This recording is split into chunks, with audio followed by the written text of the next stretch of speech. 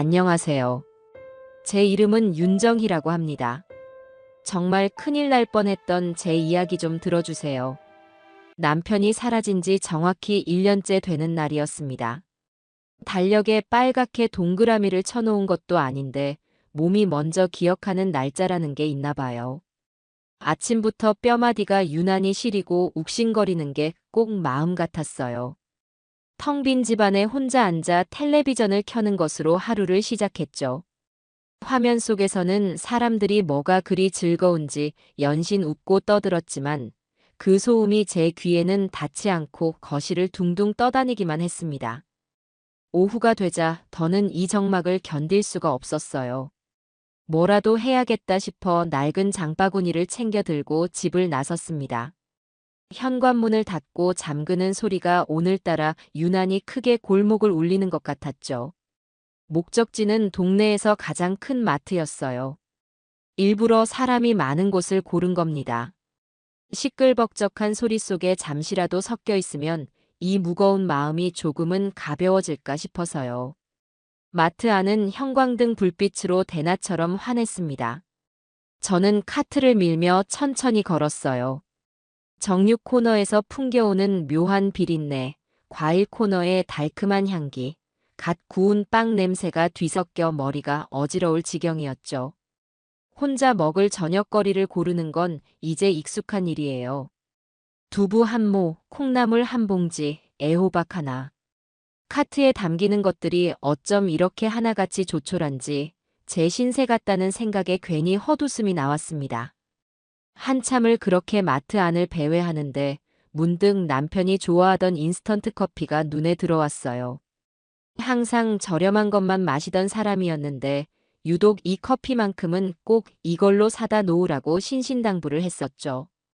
저도 모르게 손을 뻗었다가 화들짝 놀라며 걷었습니다. 이제 저 커피를 마실 사람은 없는데. 제 손에 들린 커피 믹스 상자가 마치 무거운 돌덩이처럼 느껴졌어요. 서둘러 제자리에 돌려놓고는 괜히 다른 쪽으로 시선을 돌렸습니다. 마음이 철렁 내려앉는다는 게 이런 기분일까요? 1년이라는 시간이 흘렀는데도 저는 여전히 이렇게 어설프기 짝이 없네요. 계산대로 카트를 밀고 가는데 줄이 꽤 길었어요.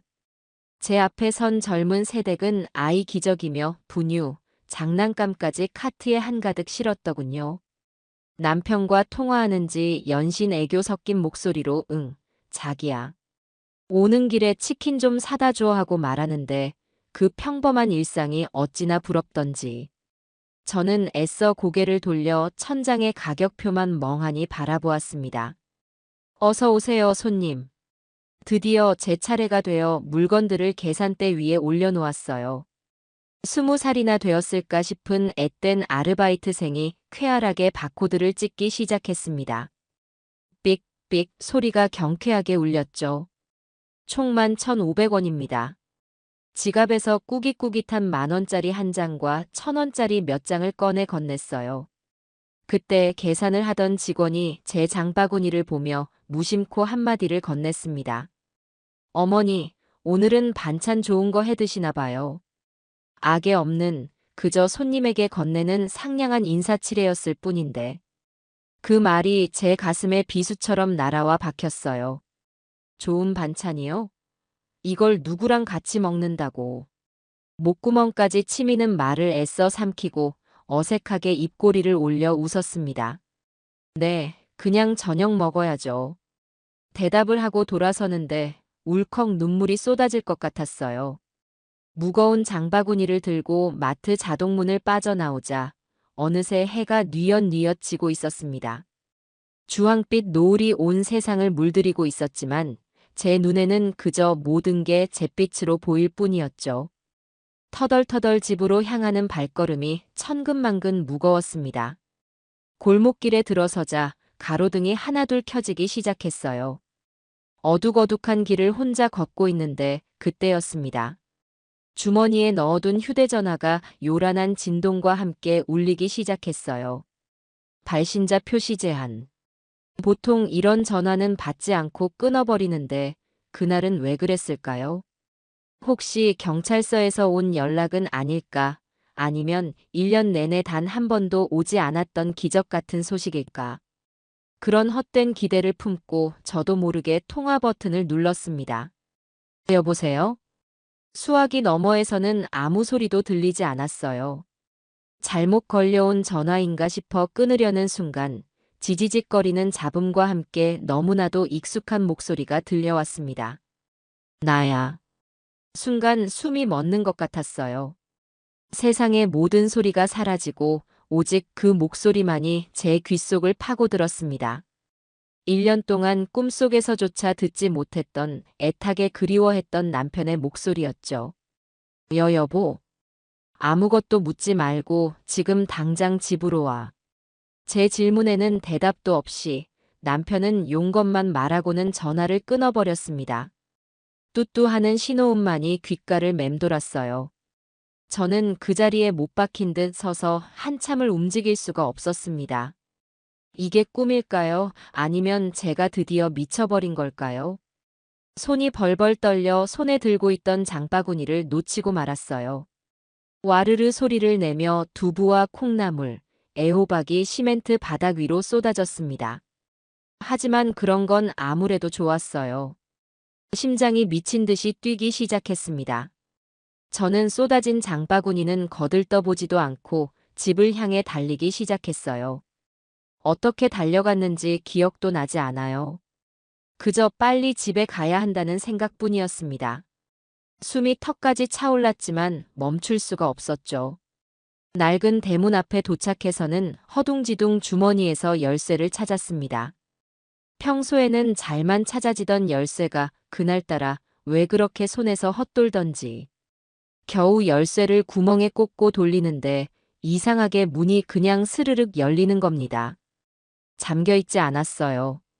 불길한 예감이 온몸을 휘감았지만 저는 망설일 틈도 없이 현관문을 활짝 열었습니다. 그리고 그 자리에서 얼어붙고 말았죠. 거실 소파에 남편이 앉아 있었습니다. 너무나 태연한 얼굴로 마치 아침에 출근했다가 저녁에 퇴근한 사람처럼 아무렇지 않게 앉아서 저를 쳐다보고 있었어요. 그런데 무언가 달라 보였습니다. 1년 전 마지막으로 봤을 때의 그는 일에 치여 깡마르고 얼굴에 그늘이 가득했었는데 지금 제 눈앞에 있는 남자는 살이 올라 후덕했고 얼굴에 혈색이 돌았으며 제가 한 번도 본 적 없는 비싼 재질의 옷을 입고 있었죠. 예전에는 없던 눈가에 작은 흉터까지. 무엇보다 저를 바라보는 그 눈빛이 완전히 다른 사람처럼 낯설었습니다. 예전 남편의 눈빛이 무심하고 건조했다면 지금 저 남자의 눈빛은 사람 속을 꿰뚫어 보는 것처럼 번들거리고 능글맞았어요. 왔어? 그가 아무렇지 않게 입을 열었습니다. 저는 아무 대답도 할 수 없었어요. 머릿속이 새하얗게 비어버리고 다리가 후들후들 떨려왔습니다. 저 사람이 내 남편이 맞나? 그런데 어떻게 우리 집에 들어와 있는 거지? 수많은 질문이 머릿속을 맴돌았지만 입 밖으로 나오는 소리는 없었죠. 그가 소파에서 천천히 몸을 일으켜 제 쪽으로 다가오기 시작했습니다.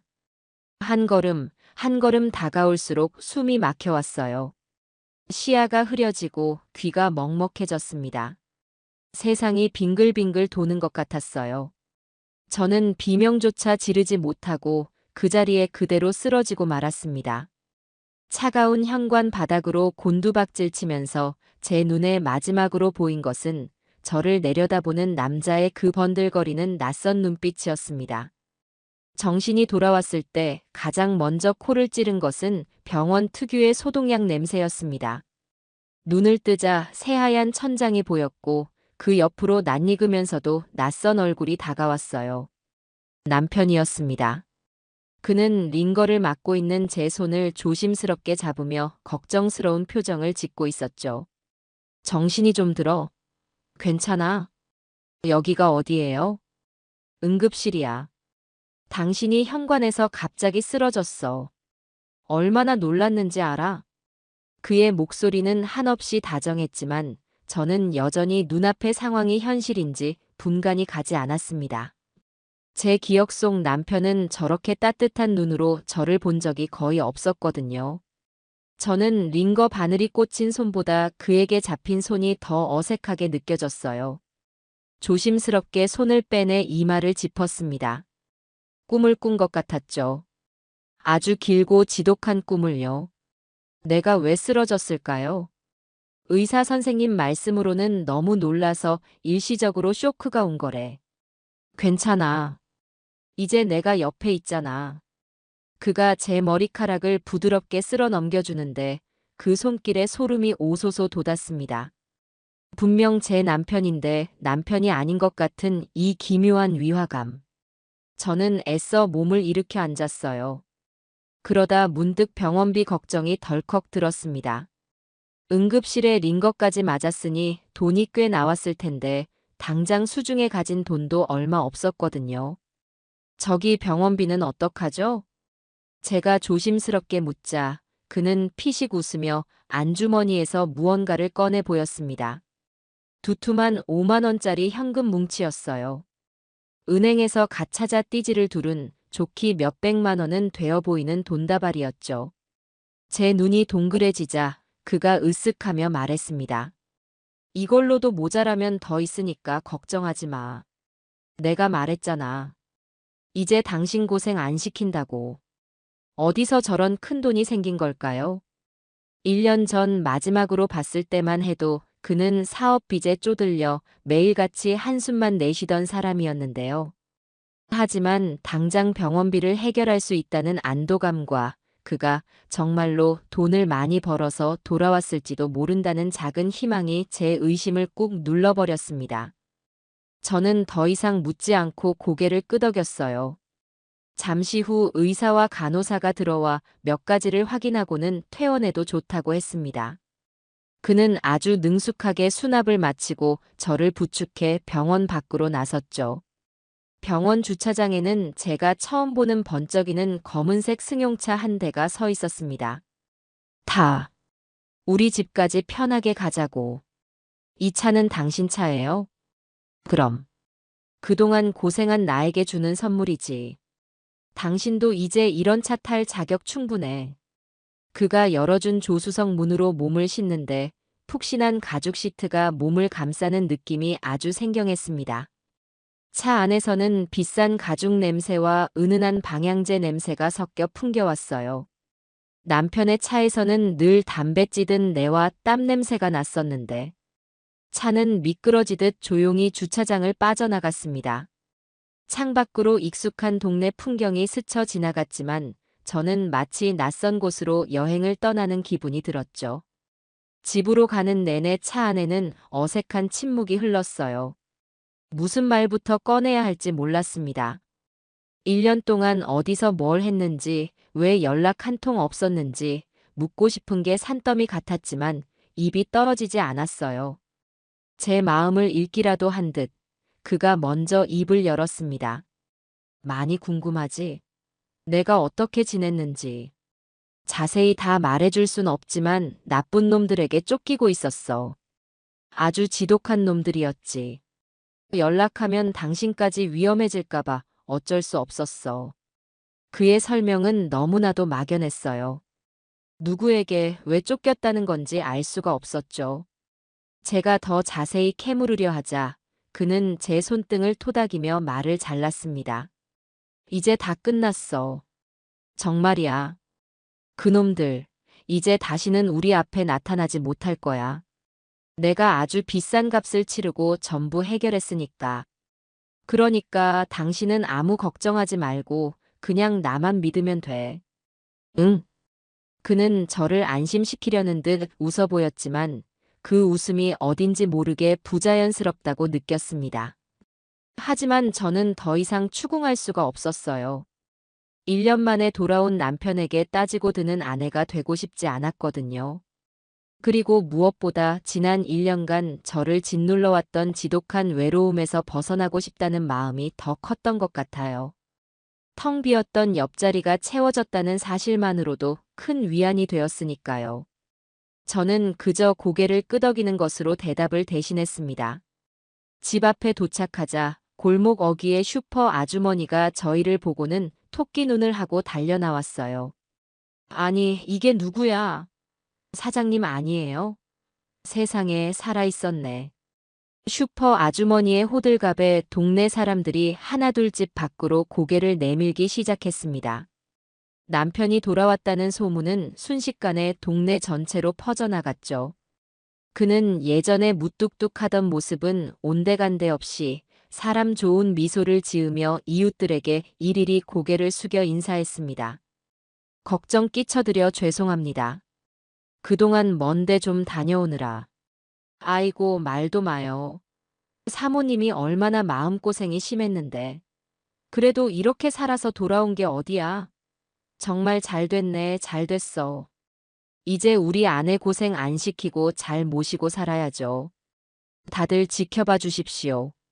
사람들은 모두 제 일처럼 기뻐하며 등을 두드려 주었고 남편의 넉살 좋은 대처에 감탄을 아끼지 않았어요. 저는 사람들 속에 둘러싸여 어색하게 웃고 있는 남편을 보며 생각했습니다.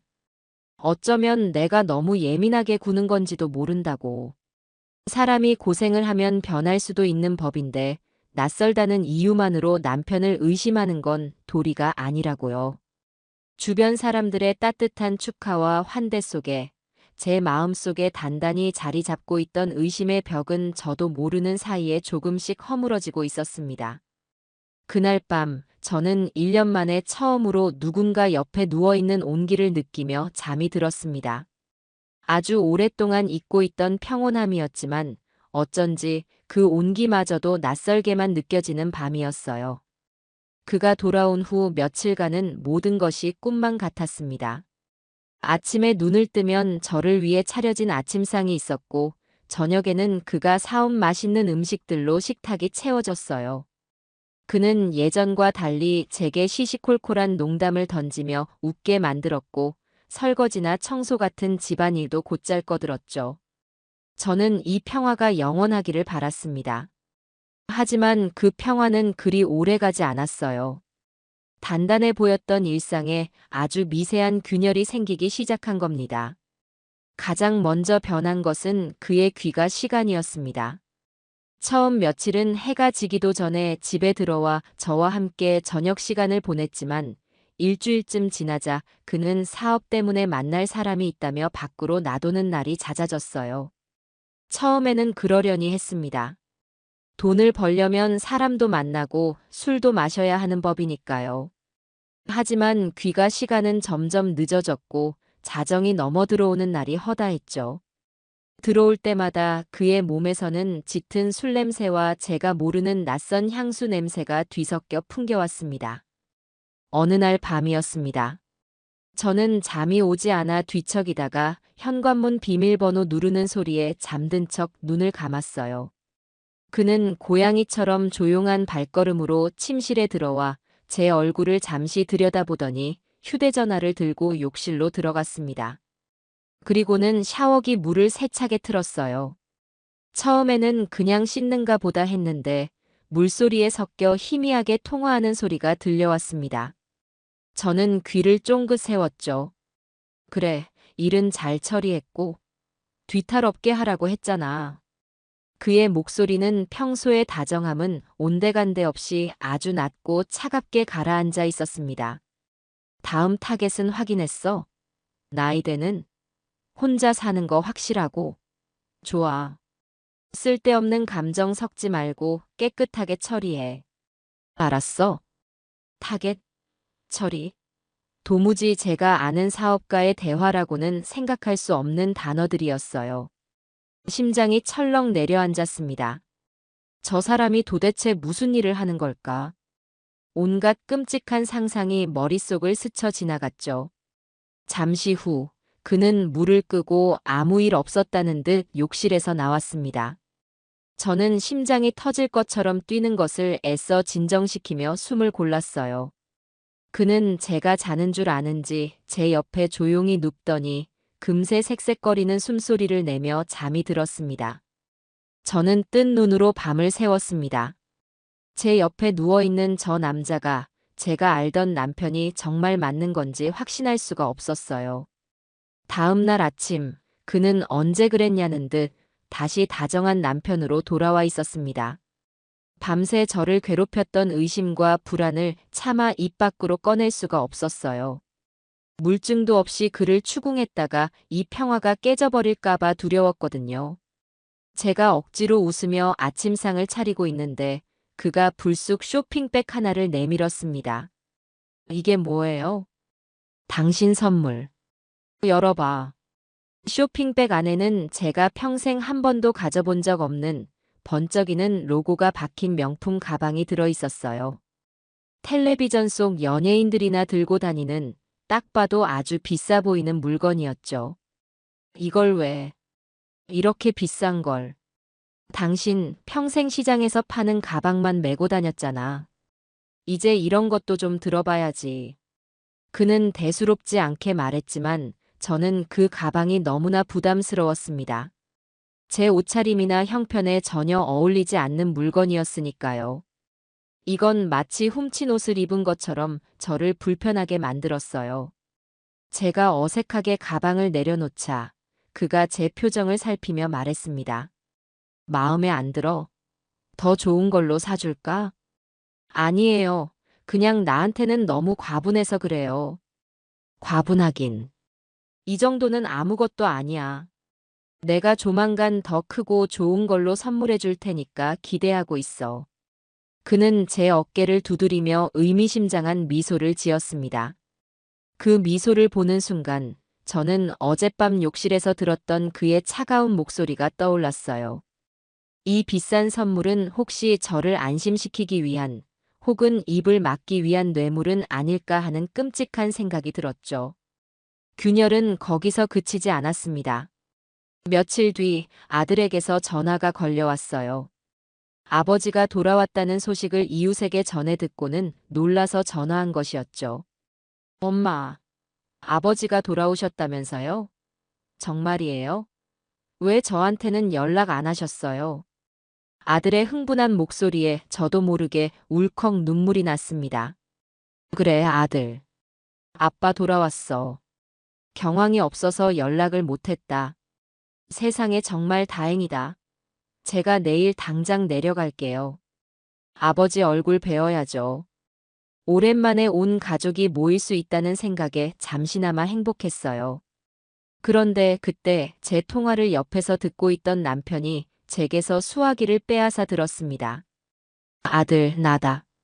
그는 아주 차분한 목소리로 말을 이었어요. 그래, 아비다. 아직은 오지 마라. 내가 아직 너희 볼 면목이 없다. 몸도 마음도 좀 추스르고 정리할 것도 있으니 당분간은 우리 둘만의 시간을 좀 갖고 싶구나. 아비가 먼저 연락할 테니 그때 오너라. 일방적인 통보였습니다. 아들이 뭐라 더 말하려 했지만 그는 이만 끊는다며 전화를 끊어버렸습니다.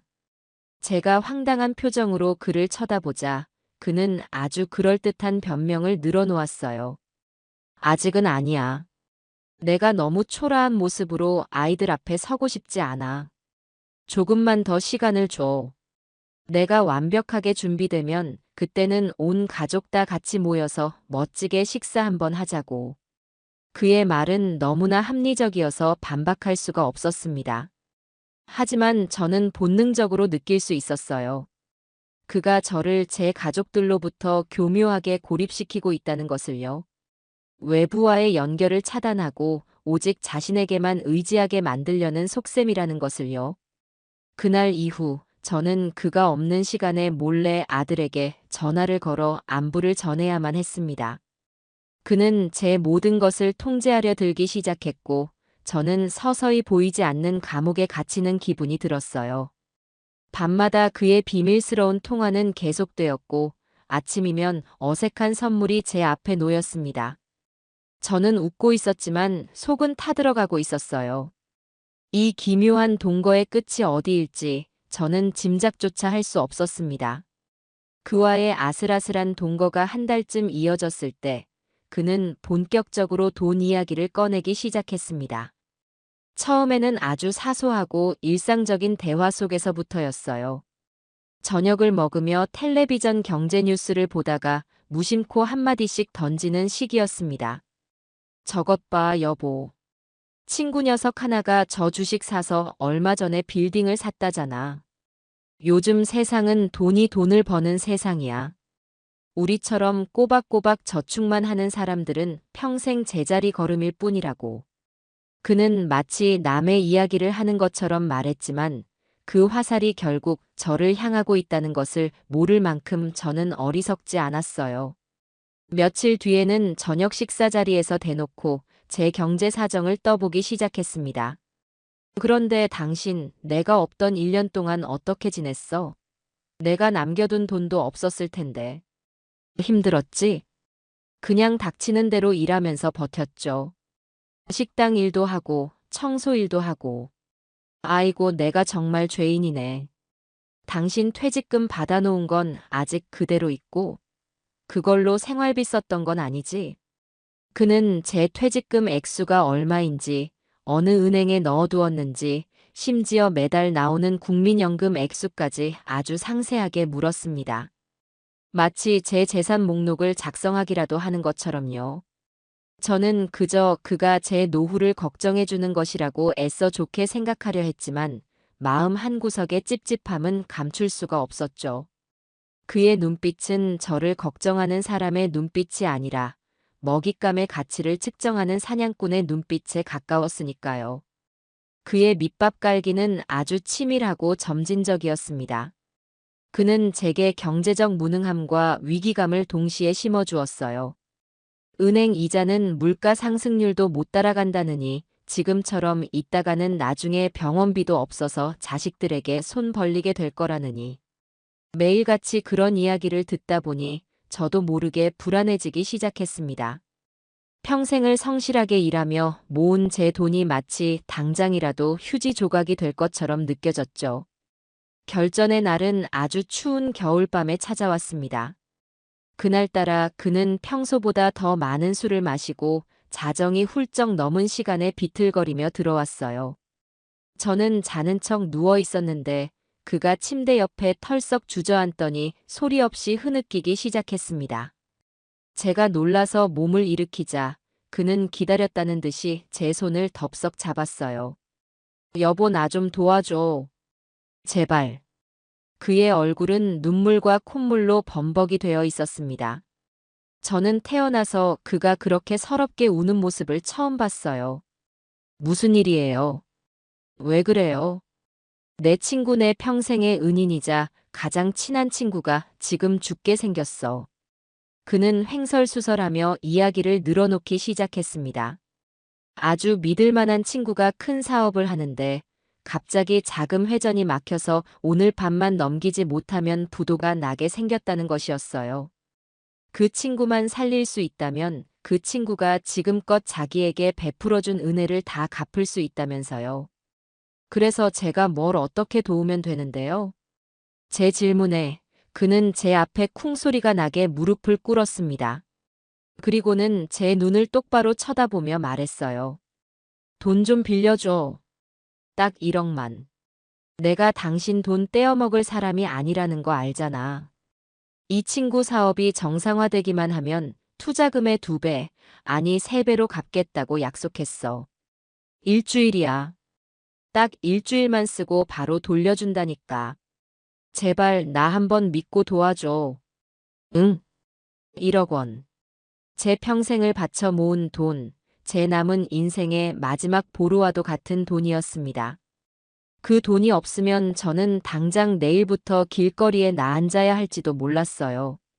저는 고개를 가로저었습니다. 안 돼요. 그건 제 전 재산이에요. 그 돈 없으면 저는 못 살아요.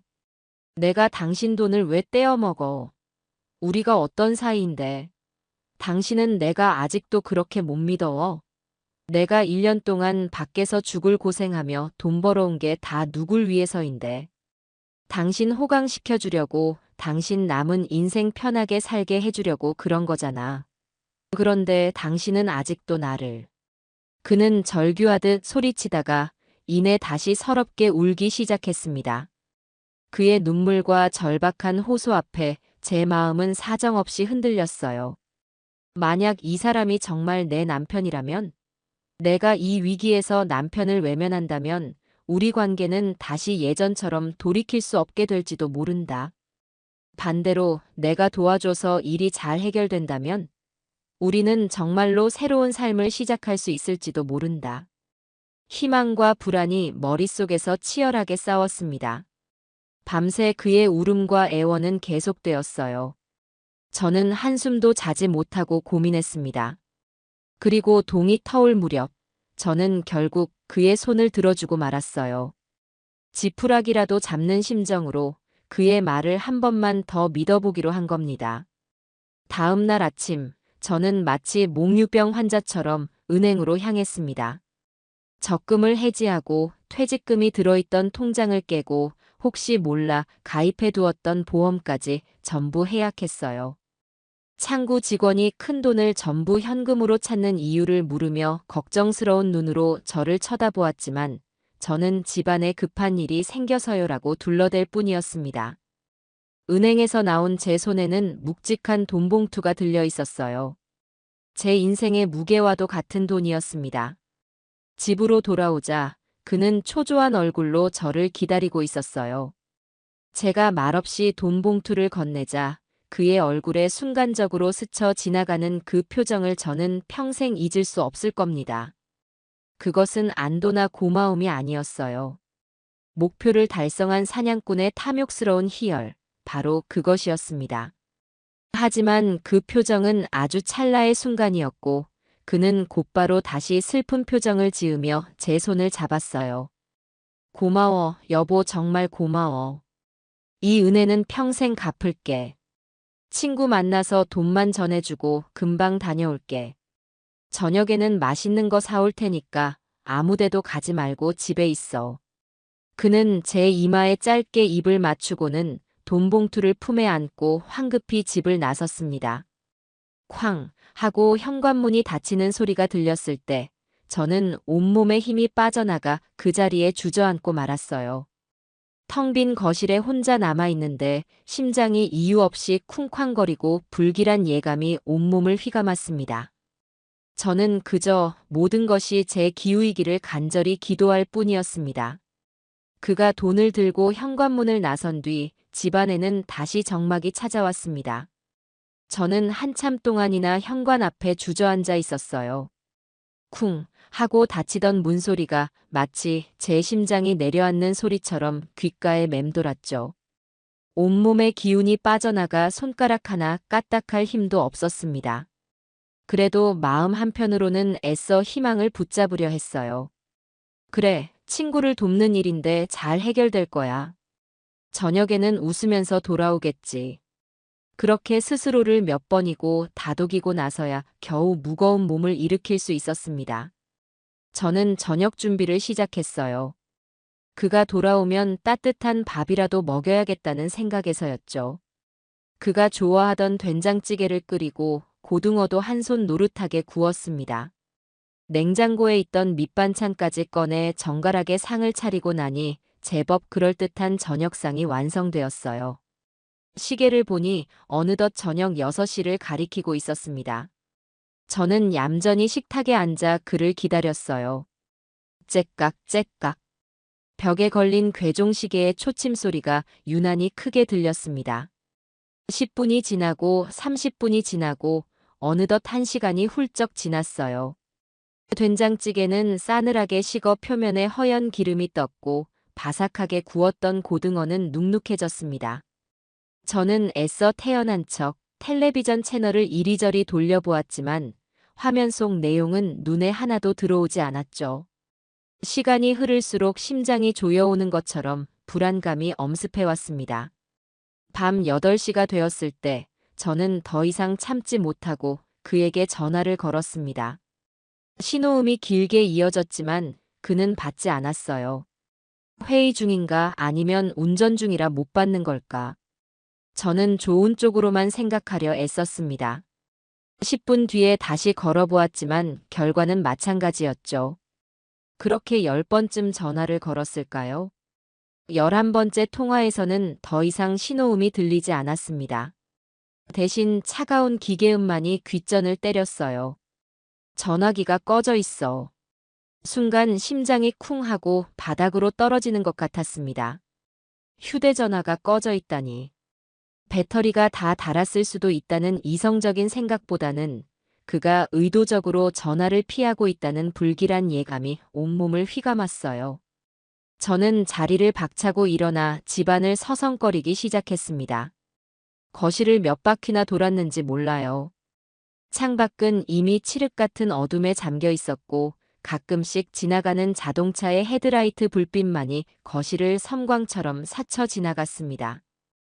혹시 무슨 사고라도 당한 건 아닐까 하는 끔찍한 생각마저 들었어요. 저는 다시 그의 휴대전화로 수십 통의 전화를 걸었습니다.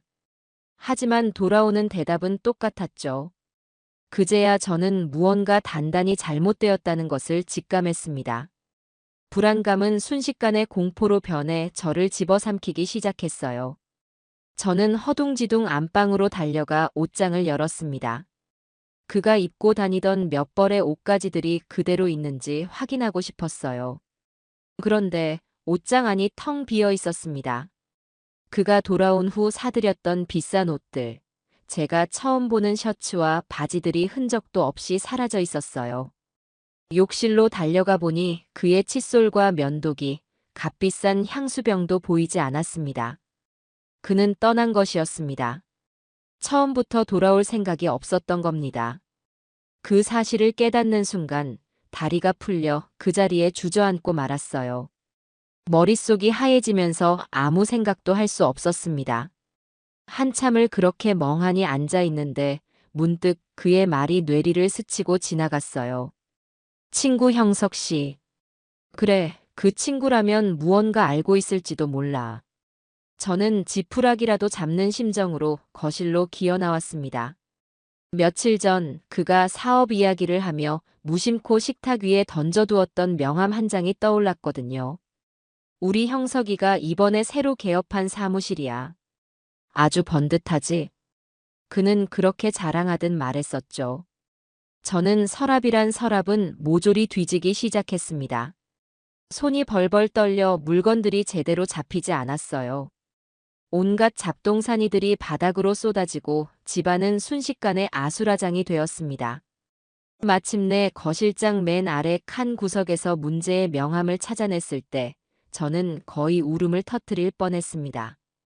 명함에는 대성기획대표 이형석이라는 이름과 함께 휴대전화 번호가 적혀 있었어요. 저는 떨리는 손으로 번호를 눌렀습니다. 신호가 몇 번 가고 중년 남성의 목소리가 들려왔어요. 여보세요? 이형석입니다. 저 안녕하세요. 저는 혹시 박철수 씨 아내 되는 사람인데요. 저는 제 남편의 이름을 댔습니다. 그가 제 앞에서 사용했던 이름이었으니까요.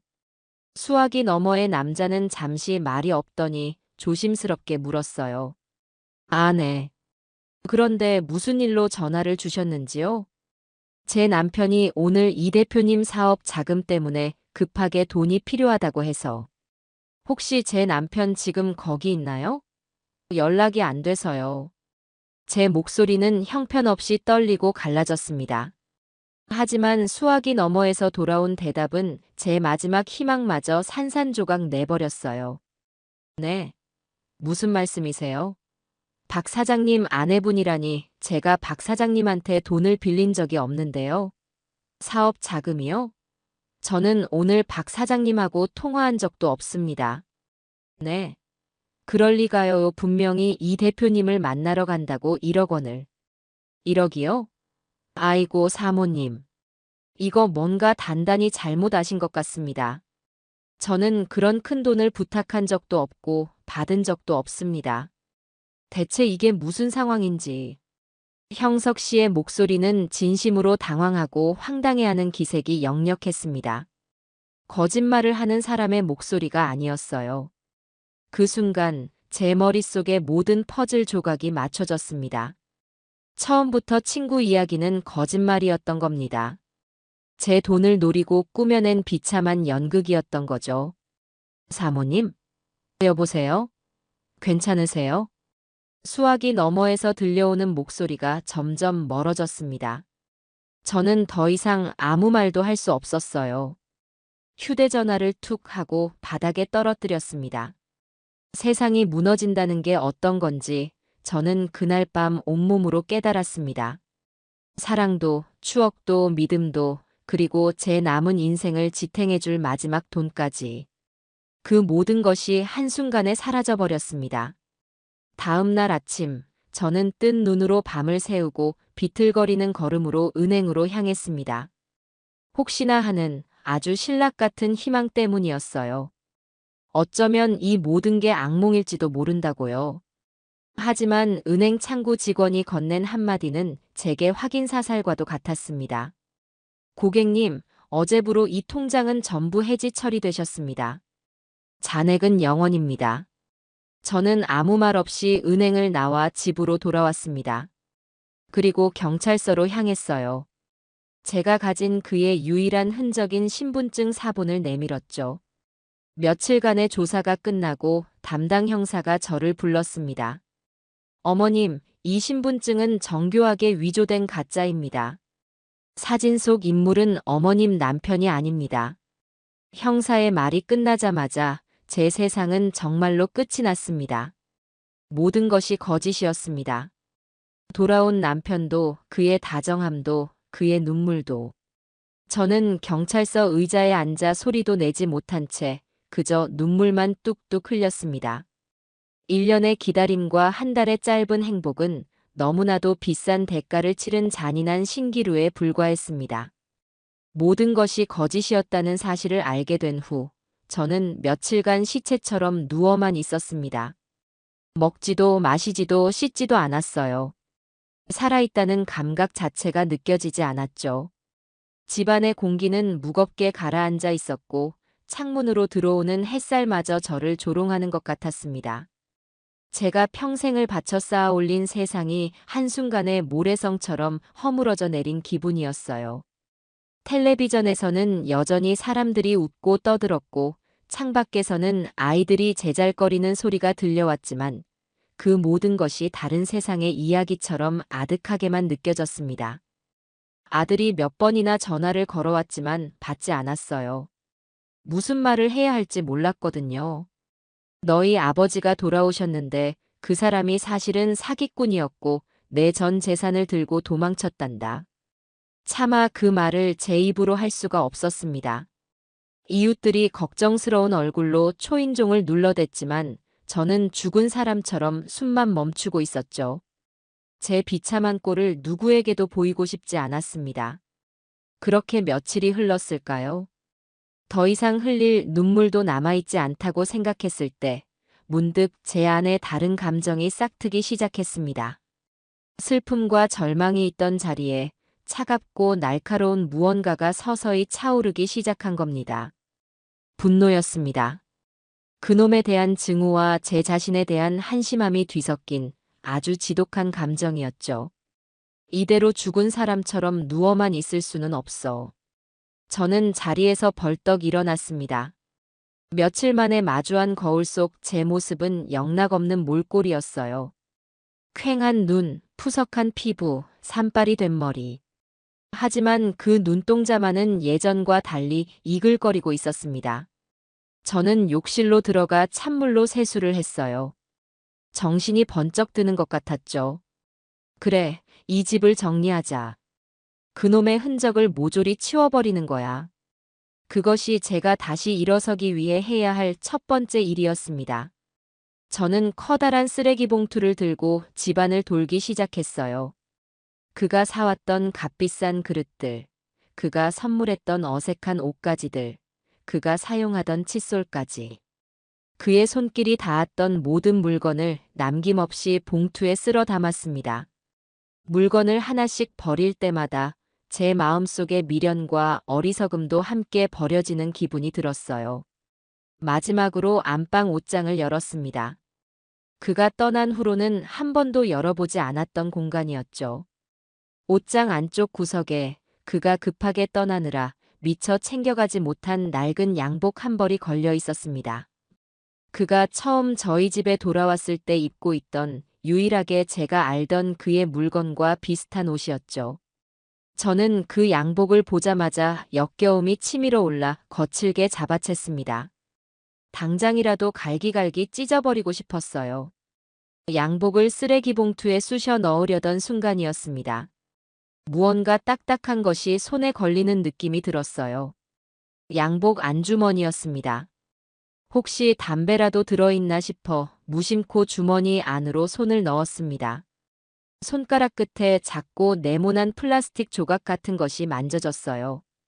조심스럽게 꺼내보니 그것은 손가락 한마디만 한 작은 USB 메모리였습니다. 이게 왜 여기에 있지? 저는 고개를 갸웃거렸습니다. 그 사기꾼이 이런 걸 가지고 다녔었나. 별 생각 없이 그것마저 쓰레기 봉투에 던져 넣으려다 저는 잠시 망설였습니다. 혹시 알아? 여기에 무슨 단서라도 들어있을지. 아주 희박한 가능성이었지만 저는 지푸라기라도 잡고 싶은 심정이었어요.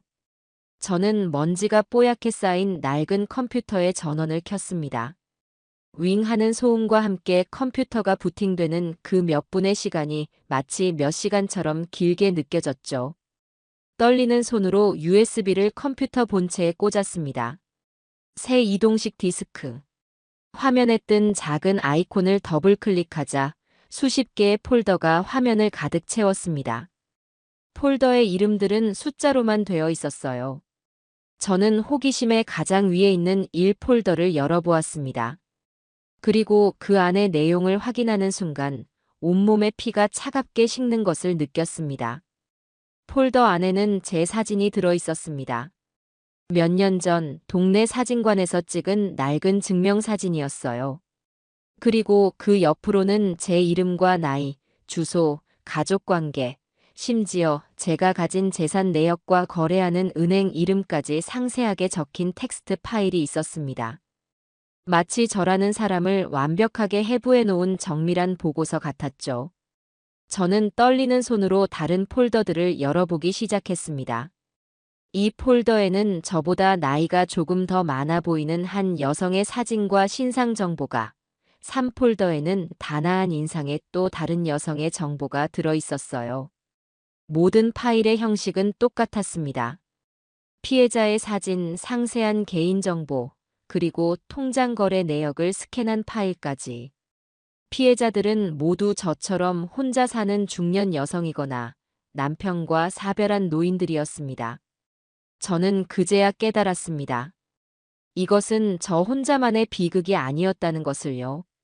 저는 그저 그의 수많은 사기 행각 중 하나에 불과했던 겁니다. 놈은 아주 오랫동안 치밀하고 조직적으로 여러 명의 여성들을 상대로 사기를 쳐왔던 것이죠. 화면 속 여성들의 얼굴을 하나하나 들여다보는데 그들의 공허한 눈빛이 마치 제 모습을 보는 것 같아 가슴이 미어졌습니다. 우리는 모두 같은 놈에게 같은 방식으로 가장 약한 부분을 공격당한 피해자들이었습니다. 저는 그 자리에 주저앉아 한참을 울었습니다. 하지만 이번의 눈물은 이전의 것과 달랐어요. 절망과 슬픔의 눈물이 아니었습니다. 그것은 함께 고통받는 이들에 대한 연민과 이 모든 것을 계획하고 실행한 그 악마에 대한 참을 수 없는 분노의 눈물이었습니다. 저는 더 이상 혼자가 아니었습니다. 보이지는 않지만 저와 같은 아픔을 겪고 있을 수많은 자매들이 있다는 사실이 제게 이상한 용기를 주었어요. 저는 눈물을 닦고 다시 모니터를 노려보았습니다. 이제 뭘 해야 할지 분명해졌습니다. 그날 이후 저는 탐정이자 수사관이 되었습니다. 잠자는 시간도 잊은 채 낡은 컴퓨터 앞에 앉아 USB 속 파일들을 샅샅이 파헤치기 시작했어요. 보면 볼수록 그놈의 치밀함과 악랄함에 치가 떨렸습니다. 이것은 단순한 사기 사건 기록이 아니었어요. 한 사람의 인생을 완벽하게 파괴하기 위한 정교하고 잔인한 계획서였습니다. 각 피해자의 폴더 안에는 접근 시나리오라는 이름의 파일이 하나씩 들어 있었습니다. 제 파일에는 이렇게 적혀 있었죠. 타겟 윤정희. 1년 전 남편 실종. 현재 극심한 외로움과 경제적 불안감을 느끼고 있음. 실종된 남편과 비슷한 인상으로 접근하여 신뢰를 얻은 후 퇴직금을 포함한 전 재산을 목표로 할 것. 소름이 끼쳤습니다. 그는 제 아픔과 약점을 처음부터 완벽하게 파악하고 그것을 미끼로 저를 낚았던 겁니다. 다른 피해자들의 시나리오도 마찬가지였어요. 자식과 의절하고 외롭게 지내는 노인에게는 잃어버린 아들 행세를 하고 남편과 사별한 지 얼마 안 된 여성에게는 죽은 남편과 닮은 운명적인 남자로 접근하는 시기였습니다. 파일들을 더 깊이 파고들수록 더욱 충격적인 사실들이 드러났습니다. 그는 단순히 연기만 한 것이 아니었어요. 외모 변천사라는 이름의 폴더를 발견했을 때 저는 저도 모르게 비명을 지를 뻔했습니다. 그 폴더 안에는 박태호가 여러 차례에 걸쳐 성형수술을 받는 과정이 담긴 사진들이 날짜별로 정리되어 있었어요. 어떤 사진에서는 쌍꺼풀 수술을 하고 있었고, 다른 사진에서는 코를 높이거나 턱을 깎고 있었습니다. 그는 각 타겟의 기억 속에 있는 그리운 사람과 최대한 비슷한 인상을 만들기 위해 자신의 얼굴을 마치 찰흙처럼 주무르고 바꿔왔던 겁니다. 사진들을 넘겨보던 제 손가락이 어느 한 지점에서 멈췄습니다. 1년 반쯤 전의 날짜가 찍힌 사진이었어요. 사진 속에서 그는 붕대를 칭칭 감고 있었지만 어딘지 모르게 제 실종된 남편의 젊은 시절 얼굴과 닮아 있었습니다. 그제야 모든 것이 분명해졌어요. 그는 저를 타겟으로 정한 순간부터 제 남편의 얼굴을 훔치기로 계획했던 겁니다. 제가 그리워하고 사랑했던 그 얼굴은 사실은 저를 속이기 위해 만들어진 끔찍한 괴물의 가면이었던 거죠. 사랑과 추억, 그리움까지. 제가 가진 가장 소중한 감정들이 철저히 농락당했다는 사실에 슬픔을 넘어선 거대한 허무함이 몰려왔습니다. 저는 USB에 담긴 모든 자료를 인쇄하고 증거물들을 상자에 담아 곧바로 경찰서로 향했습니다. 처음 제 사건을 담당했던 젊은 형사는 제가 또 온 것을 보고는 귀찮다는 표정을 지었어요. 하지만 제가 내민 USB의 내용물을 확인하기 시작하자 그의 표정은 순식간에 놀라움과 경악으로 바뀌었습니다. 그는 곧장 상급자에게 보고했고 경찰서는 발칵 뒤집혔죠. 단순 사기 사건인 줄 알았던 것이 알고 보니 수십억 원대의 피해액을 낳은 연쇄 사기 사건이었으니까요. 며칠 뒤 저는 경찰서로부터 정식 수사 브리핑을 받게 되었습니다.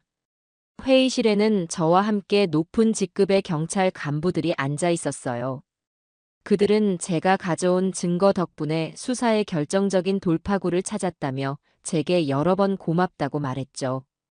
어머님께서 가져오신 자료를 분석한 결과 용의자의 진짜 신원을 파악했습니다.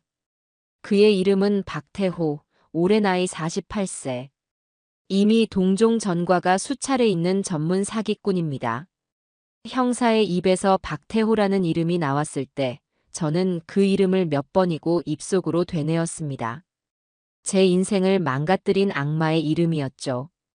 박태호는 지난 5년간 전국을 돌며 최소 6명 이상의 여성들에게서 수십억 원을 뜯어낸 것으로 보입니다. 어머님께서 찾아내신 USB 덕분에 저희가 파악하지 못했던 추가 피해자들의 신원까지 확보할 수 있었습니다. 한 가지 더 확인할 것이 있다며 형사는 제게 조심스럽게 물었습니다. 제 실종된 남편의 칫솔이나 비처럼 DNA를 채취할 수 있는 유품이 남아있냐고요. 저는 얼마 전 집을 정리하다가 서랍 깊숙한 곳에서 찾아낸 남편의 낡은 칫솔을 그들에게 건넸습니다. 그리고 며칠 뒤 최종 결과가 나왔습니다. 어머님께 안타까운 소식을 전해드리게 되었습니다. 박태호의 DNA와 어머님 남편분의 DNA는 일치하지 않는 것으로 나왔습니다. 어쩌면 이미 예상하고 있었던 결과였지만 막상 공식적인 확인을 받으니 가슴이 무너져 내렸습니다. 그 사기꾼이 제 남편이 아니라는 안도감과 함께 제 진짜 남편은 여전히 돌아오지 않았다는 절망감이 동시에 덮쳐왔어요. 박태호는 제 돈뿐만 아니라 제 남편의 얼굴과 제 마지막 희망까지 훔쳐갔던 겁니다.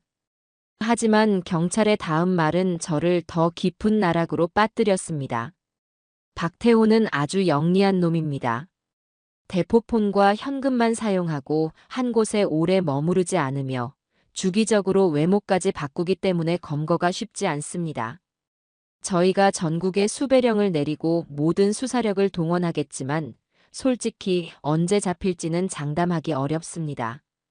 결국 법과 제도가 저를 완벽하게 구제해주지는 못할 수도 있다는 말이었습니다. 그 말을 듣는 순간 제 안에서 무언가 툭 하고 끊어지는 소리가 났어요. 슬픔, 분노, 허무함 같은 감정들이 모두 사라지고 그 자리에 아주 차갑고 단단한 무언가가 들어섰습니다. 그것은 결심이었습니다. 저는 집으로 돌아와 USB에서 출력했던 피해자들의 명단을 펼쳐보았습니다. 사진 속 여성들의 얼굴이 마치 제게 말을 거는 것 같았어요. 이대로 포기할 거냐고, 우리들의 억울함을 그냥 묻어버릴 거냐고요.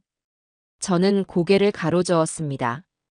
더 이상 경찰만 믿고 기다릴 수는 없다고 판단했어요. 우리가 직접 나서야 한다고. 저는 명단 가장 위에 있는 이름과 전화번호를 손가락으로 짚었습니다. 그리고 수화기를 들었어요. 심장이 조금 떨렸지만 목소리는 이상할 정도로 차분하게 나왔습니다. 첫 번째 피해자에게 전화를 걸기 위해 번호를 하나씩 아주 또박또박 눌렀습니다. 이제부터는 제가 반격을 시작할 차례였습니다. 경찰서를 나서는 제 발걸음은 천근만근 무거웠습니다. 박태호. 제 인생을 송두리째 집어삼킨 그 악마의 이름을 곱씹으며 집으로 향하는 길은 유난히 멀게 느껴졌어요. 형사의 마지막 말이 귓가에 이명처럼 맴돌았죠. 언제 잡힐지는 장담하기 어렵습니다. 그 말은 사실상 제게 사형 선고나 다름없었습니다. 법이라는 거대한 벽은 생각보다 높고 멀리 있었고 저처럼 힘없는 늙은이에게는 그저 올려다볼 수밖에 없는 존재일지도 모른다는 무력감이 온몸을 짓눌렀습니다. 집에 돌아와 불도 켜지 않은 채 캄캄한 거실에 한참을 앉아 있었어요. 창밖으로 들어오는 희미한 가로등 불빛이 먼지 쌓인 가구들의 윤곽을 희미하게 비추고 있었죠. 한 달 전 저 소파에 그놈이 앉아 있었는데, 저 식탁에서 나와 마주보고 웃으며 밥을 먹었는데, 집안 곳곳에 그의 흔적이 유령처럼 떠다니는 것 같아 숨이 막혔습니다. 저는 이대로 주저앉아 그 유령들과 함께 여생을 보내게 될지도 모른다는 끔찍한 공포에 사로잡혔어요. 얼마나 그렇게 앉아 있었을까요? 문득 경찰서에서 받아온 서류 봉투가 손에 잡혔습니다. 그 안에는 박태호의 신상 정보와 함께 제가 USB에서 출력했던 다른 피해자들의 명단이 들어 있었죠. 저는 서류들을 바닥에 전부 쏟아냈습니다. 그리고 한 장 한 장 아주 천천히 읽어 내려가기 시작했어요. 부산에 사는 김은숙 씨, 68세. 남편과 사별 후 작은 분식집을 운영하며 혼자 살고 있었죠. 박태호는 죽은 남편과 닮은 외모로 접근해 황혼의 로맨스를 속삭인 뒤 가게 확장 자금 명목으로 8천만 원을 뜯어냈습니다. 강릉에 사는 최경자 씨, 72세. 자식들은 모두 출가시키고 홀로 지내던 그녀에게 박태호는 말벗이 되어주겠다며 다가가 아들이 급하게 수술비가 필요하다는 거짓말로 1억 2천만 원을 편취했더군요. 광주, 대전, 인천. 전국 각지에서 비슷한 방식으로 당한 여성들의 사연이 빼곡하게 적혀 있었습니다. 그들의 사진 속 공허한 눈빛이 제게는 마치 살려달라는 비명처럼 들렸어요. 경찰은 장담할 수 없다고 했어. 그럼 이 사람들은 어떻게 되는 거지? 나처럼 평생을 고통 속에서 살아가야 하는 건가? 그 순간 제 안에서 무언가 뜨거운 것이 울컥 치밀어 올랐습니다. 그것은 슬픔이나 절망이 아니었어요. 지금껏 느껴보지 못했던 아주 서늘하고 날카로운 분노였습니다. 박태호, 그놈은 단순히 돈만 훔친 게 아니었어요. 우리들의 마지막 남은 믿음과 사랑, 외로움을 파고들어 그 영혼까지 잔인하게 짓밟아버린 겁니다. 법이 그를 심판하지 못한다면 우리가 직접 해야 한다. 그런 생각이 들자 놀랍게도 머릿속이 아주 맑아졌습니다. 더 이상 두렵지 않았어요. 저는 자리에서 일어나 불을 켰습니다. 그리고 가장 먼저 전화기 앞으로 다가갔어요. USB에 있던 다른 피해자들의 연락처를 종이에 옮겨 적기 시작했죠. 이름, 나이, 거주지, 그리고 전화번호.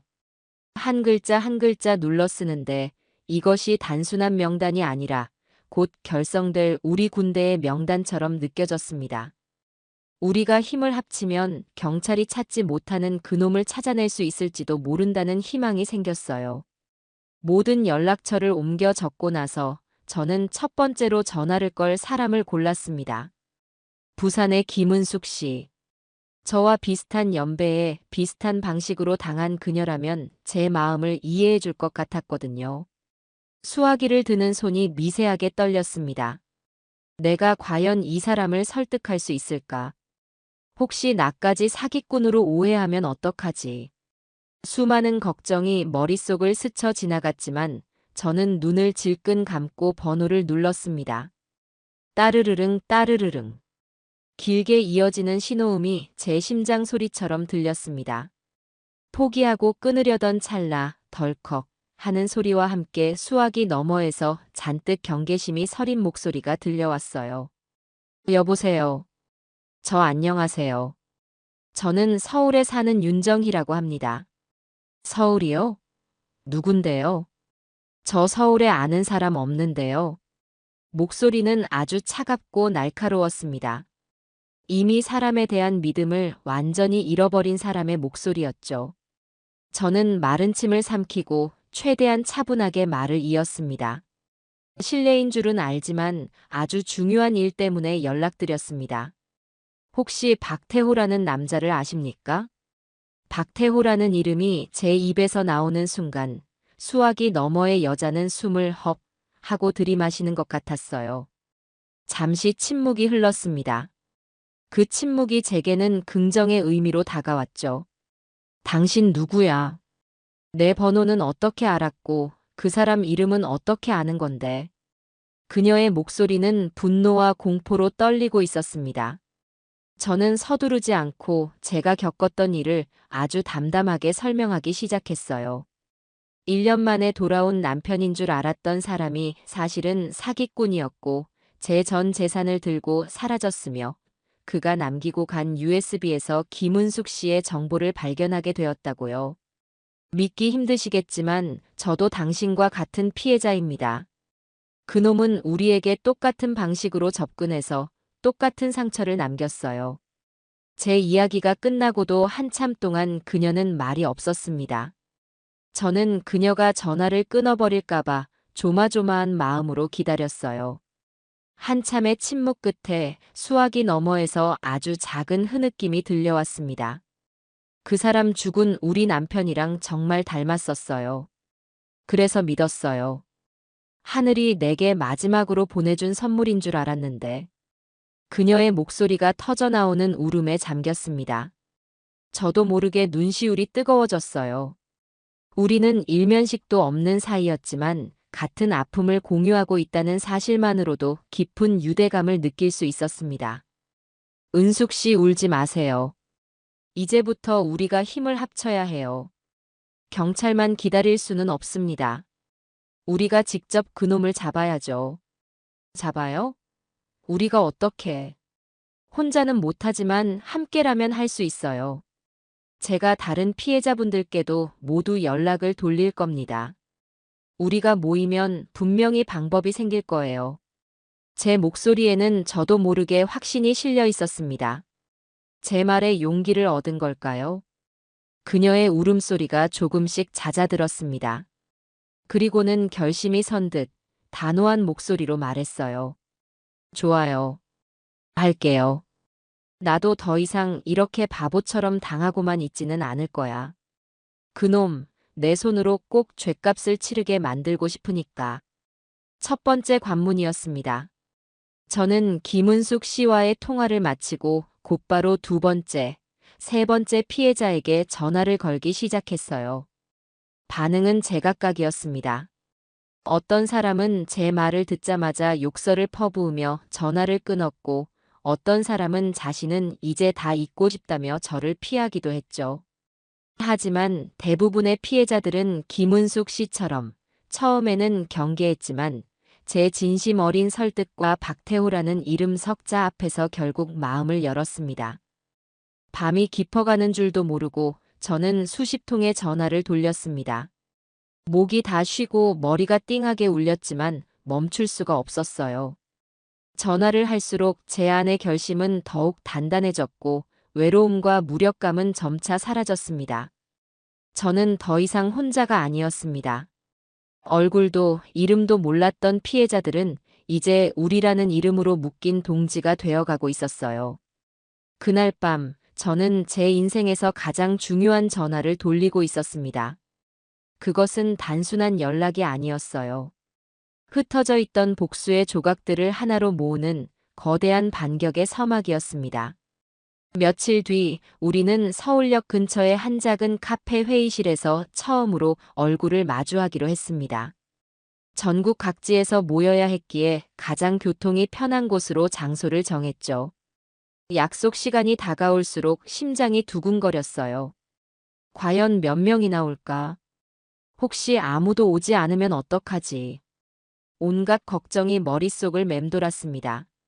제가 약속 장소에 가장 먼저 도착했습니다. 낡은 테이블과 의자 몇 개가 전부인 썰렁한 회의실이었지만 제게는 마치 전쟁을 앞둔 장수의 작전실처럼 느껴졌죠. 잠시 후 문이 열리고 한 여성이 조심스럽게 안으로 들어왔습니다. 부산에서 올라온 김은숙 씨였어요. 전화기 너머로 들었던 목소리처럼 고생한 세월이 고스란히 느껴지는 초췌한 얼굴이었지만 그 눈빛만은 단단해 보였습니다. 우리는 말없이 서로를 바라보다가 누가 먼저랄 것도 없이 손을 꼭 잡았어요. 따뜻한 온기가 손을 타고 전해져 왔습니다. 그 뒤를 이어 약속이나 한 듯 사람들이 하나둘씩 회의실로 들어섰습니다. 강릉에서 온 최경자 씨, 광주에서 온 이선희 씨, 인천에서 온 박미영 씨. 모두 USB 명단에서 보았던 얼굴들이었죠. 우리는 서로 어색하게 눈인사만 나눌 뿐 누구 하나 선뜻 입을 열지 못했습니다. 같은 상처를 가졌다는 동질감과 자신의 가장 치욕스러운 비밀을 공유해야 한다는 어색함이 회의실 안을 무겁게 짓누르고 있었어요. 침묵을 깬 것은 저였습니다.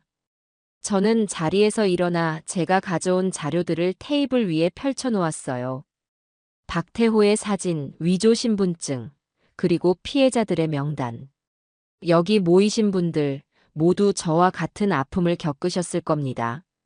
우리는 모두 박태호라는 악마에게 영혼까지 탈탈 털린 피해자들입니다. 제 목소리가 조금 떨렸지만 저는 눈을 똑바로 뜨고 말을 이었습니다. 경찰은 그놈을 잡을 수 있을지 장담할 수 없다고 합니다. 이대로 시간이 흐르면 그놈은 또 다른 이름, 또 다른 얼굴로 우리와 같은 피해자를 만들어낼 겁니다. 우리는 더 이상 기다릴 수 없습니다.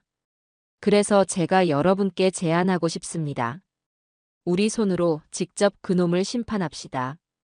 제 말이 끝나자 회의실 안에는 다시 무거운 침묵이 흘렀습니다. 그때 단정하게 머리를 빗어넘긴 한 중년 여성이 입을 열었어요. 강릉에서 온 최경자 씨였습니다. 그녀는 30년간 은행 지점장으로 일하다가 은퇴한 분이었죠. 심판이라 말은 좋습니다. 하지만 우리가 뭘 할 수 있죠? 우리는 돈도 힘도 없는 늙은 여자들일 뿐입니다. 그놈은 전문 사기꾼이에요. 우리가 섣불리 덤볐다가는 오히려 더 큰 화를 입을 수도 있습니다. 그녀의 말은 아주 현실적이고 냉정했습니다. 맞는 말이었어요. 흥분했던 제 머리가 조금 차가워지는 기분이 들었죠. 그때 다른 한쪽에서 거친 목소리가 들려왔습니다. 인천에서 온 박미영 씨였어요. 그녀의 아들이 사설탐정사무소를 운영하고 있다고 했죠. 화는 무슨, 이미 당할 만큼 당했는데 더 당할 게 뭐 있다고. 나는 내 아들놈한테라도 매달려서 그놈 찾아낼 겁니다. 내 눈에 띄기만 해봐. 그 자리에서 머리털을 다 뽑아버릴 테니까. 박미영 씨의 격한 말에 분위기가 조금 술렁이기 시작했습니다. 사람들은 저마다 맞아. 이대로는 못 살아. 그래도 위험한 건 사실이야 라며 웅성거렸어요. 그때까지 조용히 듣고만 있던 김은숙 씨가 조용히 손을 들었습니다. 저기 우리 이렇게 싸우려고 모인 거 아니잖아요. 모두의 시선이 그녀에게로 향했어요. 저는 그저 제 돈을 찾고 싶다는 생각은 없어요. 이미 늦었겠죠. 하지만 그놈이 다른 사람한테 저처럼 똑같은 짓을 하는 건 막고 싶어요. 우리가 아무것도 하지 않으면 분명히 또 다른 피해자가 생길 겁니다. 저는 그게 너무 무서워요. 그녀의 진심 어린 말에 회의실 안의 모든 사람들이 고개를 끄덕였습니다. 그렇습니다. 우리는 복수심만으로 모인 것이 아니었어요. 또 다른 비극을 막아야 한다는, 어쩌면 우리만이 할 수 있는 사명감 같은 것이 우리를 하나로 묶어주고 있었습니다. 그 순간을 기점으로 회의실의 분위기는 완전히 바뀌었습니다. 우리는 더 이상 서로를 경계하지 않았어요. 각자 자신이 당했던 이야기를 털어놓기 시작했습니다. 그놈이 어떤 얼굴로, 어떤 목소리로, 어떤 거짓말로 우리를 속였는지. 이야기를 나누며 우리는 함께 울고 함께 분노했습니다. 서로의 상처를 보듬어주며 우리는 단순한 피해자들의 모임이 아닌 끈끈한 유대로 묶인 전우가 되어가고 있었어요. 이야기가 어느 정도 마무리되자 은행 지점장 출신인 최경자 씨가 다시 입을 열었습니다. 이번에는 냉소적인 말투가 아니었어요. 좋습니다. 저도 함께 하겠습니다. 그놈의 자금 흐름을 추적하는 건 제가 도와드릴 수 있을 것 같네요. 대포 통장을 쓰겠지만 분명히 허점은 있을 겁니다. 그러자 탐정 아들을 둔 박미영 씨도 나섰습니다. 우리 아들놈이 사람 찾는 데는 귀신입니다. 비록 합법적인 방법만 쓰는 건 아니지만 경찰보다 그놈 꼬리를 먼저 잡을 자신은 있어요. IT 회사를 다니다가 퇴직했다는 한 여성은 박태호의 온라인 활동 기록을 추적해보겠다고 했고, 다른 한 명은 심리학을 공부해 사람의 행동을 분석하는 데 도움을 주겠다고 했습니다. 놀랍게도 우리 각자는 평범한 주부이자 어머니였지만 저마다 가진 능력과 경험이 있었습니다. 우리는 그 자리에서 박태호 심판 모임이라는 거창한 이름의 연대를 결성했습니다.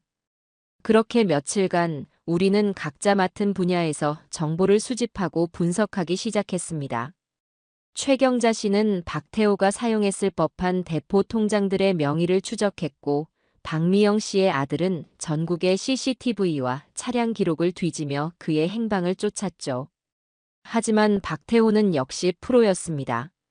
그는 어떤 흔적도 남기지 않았고 우리의 수사는 번번이 벽에 부딪혔습니다. 모두가 지쳐가던 어느 날이었어요. 모임원 중 가장 말이 없던 한 여성이 떨리는 목소리로 입을 열었습니다. 그녀는 박태호의 전 연인이었고 가장 큰 금액의 사기를 당한 피해자였죠. 그동안 죄책감 때문에 모임에서도 고개를 들지 못하던 그녀였습니다. 저 혹시 도움이 될지 모르겠는데. 모두의 시선이 그녀에게로 쏠렸습니다. 그 사람이 저랑 사귈 때 가끔씩 들어가던 사이트가 있었어요. 아주 부자들만 가입할 수 있는 비공개 재혼 사이트였는데 자기는 외로운 사람들의 마음을 이어주는 좋은 일을 하는 거라고. 재혼 사이트요? 네. 거기서 항상 자기를 성공한 재미교포 사업가 제임스 박이라고 소개했어요. 혹시 지금도 거기서 활동하고 있을지도 몰라요. 그녀의 말이 끝나는 순간 회의실 안의 모든 사람들이 동시에 자리에서 벌떡 일어났습니다. 드디어 우리가 그토록 찾아 헤매던 결정적인 돌파구가 열린 것이었습니다. 캄캄한 어둠 속에서 마침내 한 줄기 빛을 발견한 기분이었죠. 우리는 서로를 부둥켜 안고 환호성을 질렀습니다. 박태호, 그 악마의 꼬리가 드디어 잡히기 시작한 겁니다. 결정적인 단서가 나오자 심판 모임의 분위기는 그 어느 때보다 뜨겁게 달아올랐습니다. 우리는 더 이상 무력한 피해자가 아니었어요. 목표물을 정확히 포착한 사냥꾼들이었죠. 그날 밤, 우리는 곧바로 작전에 돌입했습니다. 우리의 새로운 전쟁터는 바로 그놈이 활동한다는 비공개 재혼 사이트, 노블 소울이었습니다. 문제는 그 사이트가 아주 폐쇄적으로 운영된다는 점이었어요. 기존 회원의 추천이나 까다로운 자산 증명 절차를 거쳐야만 가입할 수 있었죠.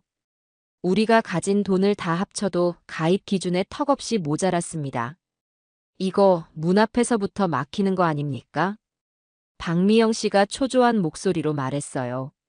모두의 얼굴에 다시 어두운 그림자가 드리워질 때 IT 전문가였던 이수진 씨가 자신만만한 표정으로 나섰습니다. 걱정 마세요. 세상에 뚫리지 않는 방패는 없는 법이죠. 제게 하루만 시간을 주세요. 제가 어떻게든 초대장을 하나 만들어 보겠습니다. 그녀는 그날 밤 자신의 집으로 돌아가 밤을 새워 사이트의 보안 시스템을 분석했습니다. 그리고 다음 날 아침 기적처럼 우리에게 가입 가능한 추천인 코드 하나를 들고 나타났죠. 어떻게 했는지는 묻지 말라며 윙크를 하는데 그 모습이 어찌나 든든하고 믿음직스럽던지. 우리는 모두 그녀에게 박수를 보냈습니다. 이제 다음 단계는 박태호의 눈길을 단번에 사로잡을 아주 매력적인 미끼를 만드는 것이었습니다. 우리는 회의실에 둘러앉아 우리가 만들 가상의 인물, 앨리스의 프로필을 만들기 시작했어요. 일단 나이는 50대 후반이 좋겠어요. 박태호가 주로 공략하는 나이대니까. 재산은 많으면 많을수록 좋겠죠? 남편에게서 수백억대 자산을 상속받은 걸로 합시다. 그냥 부자면 재미없지. 사연을 만들어야 해. 평생 남편 뒷바라지만 하다가 뒤늦게 자유를 찾았지만 마음 한구석이 허전하고 외로운 뭐 그런 거 있잖아요. 우리는 마치 드라마 작가가 된 것처럼 앨리스의 인생을 창조해 나갔습니다. 이름은 앨리스 홍, 교포 출신이라는 신비감을 주기 위해 국적은 미국으로 설정했죠. 고향은 부자들이 많이 산다는 청담동 출신으로 하고요. 프로필 사진은 모임원 중 한 명의 미국에 사는 조카딸 사진을 빌리기로 했습니다. 얼굴이 너무 자세히 나오지 않은 우아한 분위기의 옆모습 사진이었죠. 모든 설정이 끝나고 우리는 앨리스의 자기소개 글을 작성하기 시작했습니다. 박태호의 전 연인이었던 박선혜 씨의 조언이 결정적이었어요. 그놈은 겉으로는 강하고 도도해 보이지만 속으로는 외로움을 많이 타는 여자에게 끌렸어요. 그리고 자신의 성공을 과시하는 걸 아주 좋아했죠. 그러니까 그래 당신의 성공 스토리가 궁금하다는 식의 뉘앙스를 풍겨야 해요. 그녀의 조언에 따라 우리는 아주 완벽한 자기소개 글을 완성했습니다. 화려한 삶 속에 가려진 그림자를 이해해줄 진정한 소울메이트를 찾습니다. 라는 문장으로 끝나는 박태호가 그냥 지나칠 수 없는 미끼를 던진 것이었죠. IT 전문가 이수진 씨가 우리가 만든 프로필을 노블 소울 사이트에 업로드하는 순간 우리는 모두 숨을 멈추고 화면을 지켜보았습니다. 이제 주사위는 던져졌습니다. 그리고 우리의 예상은 정확히 맞아떨어졌습니다. 프로필을 올린 지 채 하루도 되지 않아 앨리스의 메시지함에 새로운 메시지가 도착했다는 알림이 떴습니다. 보낸 사람의 아이디는 LA의 신사 제임스 박. 바로 박태호였습니다. 우리는 서로를 부둥켜 안고 작은 환호성을 질렀어요. 굶주린 상어가 미끼를 덥석 문 것입니다. 그의 첫 메시지는 아주 능숙하고 세련되었습니다. 아름다운 앨리스님, 저와 같은 외로움을 느끼고 계시는군요. 어쩌면 우리는 아주 오랫동안 서로를 찾아 헤맸는지도 모르겠습니다. 박선혜 씨는 메시지를 보자마자 고개를 끄덕였어요. 맞아요. 이놈 수법이에요. 처음부터 운명인 것처럼 상대방을 착각하게 만들죠. 우리는 곧바로 답장을 보내지 않았습니다. 쉽게 잡히는 먹잇감에게는 매력을 느끼지 못하는 법이니까요. 우리는 일부러 몇 시간의 간격을 두고 아주 도도하고 시크한 말투로 짧은 답장을 보냈습니다. 관심 감사합니다. 하지만 저는 아무나 만나지 않습니다. 우리의 밀당 전략은 제대로 먹혀들었습니다. 박태호는 더욱 안달이 나서 계속해서 메시지를 보내왔어요. 자신의 사업이 얼마나 큰 성공을 거두었는지, 얼마나 많은 돈을 벌었는지, 그러면서도 마음은 얼마나 공허한지를 장황하게 늘어놓았죠. 박미영 씨의 아들이 파악한 바에 따르면 박태호는 원래 공략 중이던 다른 타겟서 초동 5여사에게 보내는 연락을 눈에 띄게 줄이고 온 신경을 앨리스에게 집중하기 시작했습니다. 더 큰 먹잇감이 나타나자 기존의 사냥감은 안중에도 없어진 것이었죠. 그렇게 며칠간 아슬아슬한 메시지를 주고받은 끝에 드디어 박태호가 조급함을 참지 못하고 먼저 제안을 해왔습니다. 이렇게 스크린을 통해서만 대화하는 것은 너무 안타깝습니다. 괜찮으시다면 이번 주말에 제가 좋은 곳을 예약해 놓을 테니 직접 만나서 와인이라도 한 잔 나누고 싶습니다. 우리가 기다리던 순간이었습니다. 이제 앨리스 역할을 할 배우를 정해야 했어요. 우리는 모임원 중 인상이 가장 세련되고 연기력이 좋은 50대 후반의 오지연 씨를 앨리스 역으로 만장일치로 뽑았습니다. 그녀는 처음에는 부담스럽다며 손사래를 쳤지만 우리 모두의 간곡한 부탁에 결국 고개를 끄덕였죠. 우리는 앨리스의 답장을 보냈습니다. 좋아요. 하지만 너무 시끄러운 곳은 싫어요. 조용히 대화할 수 있는 프라이빗한 곳이었으면 좋겠네요. 그러자 박태호는 기다렸다는 듯이 답장을 보내왔습니다. 그럼요. 제가 강남에 있는 최고급 호텔 스위트룸을 예약해 두겠습니다.